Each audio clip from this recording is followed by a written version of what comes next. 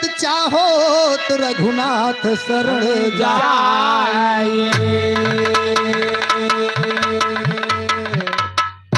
चलो तोहरो खाता खुलेगा।